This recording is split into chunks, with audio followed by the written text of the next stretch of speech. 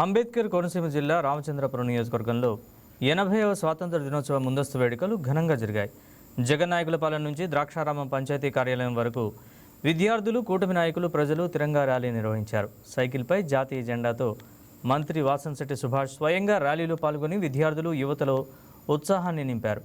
స్వాతంత్ర్యం సాధించేందుకు తమ ప్రాణాన్ని సైతం లెక్క చేయకుండా పోరాడిన మహనీయుల త్యాగాలను ప్రతి భారతీయుడు స్మరించుకోవాలని మంత్రి వాసంశెట్టి సుభాష్ అన్నారు.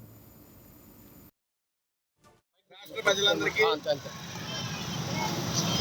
80వ స్వతంత్ర దినోత్సవ శుభాకాంక్షలు తెలియజేసుకుంటూ, మరి ఎందరో మహనీయులు దేశం కోసం, స్వతంత్రం కోసం ప్రాణత్యాగాలు చేశారు. వాళ్ళందరికీ ఘన నివాళులు అర్పిస్తూ,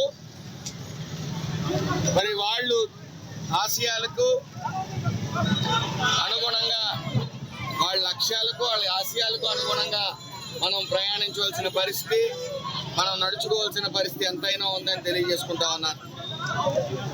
ఈరోజు మనందరం కూడా స్వేచ్ఛగా బతుకుతూ ఉన్నామంటే ఆ మహనీయుల దయ వల్ల. మరి వాళ్ళ లక్ష్యాలని, వాళ్ళ స్ఫూర్తిని తీసుకుని భావితరాల భవిష్యత్తు అంతా కూడా చదువు మీద ఉంది. ఆ చదువుకి మంచి మార్గంలో వెళ్ళేలాగా ఈ రాష్ట్ర ప్రభుత్వం కృషి చేస్తూ ఉంది. భావితరాల భవిష్యత్తు మీదే ఈ రాష్ట్ర అభివృద్ధి ఆధారపడి ఉంది. అలాగే ప్రజాసేవలో అందరూ కూడా నిమగ్నమై ఉండాలి. కుల మతాలకు అతీతంగా, గొడవలకు అతీతంగా మనందరం మసులుకోవాలి. మనం స్వతంత్రంగా బతుకుతూ మిగతా ప్రజలందరూ కూడా స్వతంత్రంగా బతికేలాగా మనం చూసుకోవాలి. మన దేశానికి ఒక విశిష్టత ఉంది. మన దేశ పౌరులందరూ కూడా ప్రేమపూర్వకంగా వ్యవహరిస్తారు.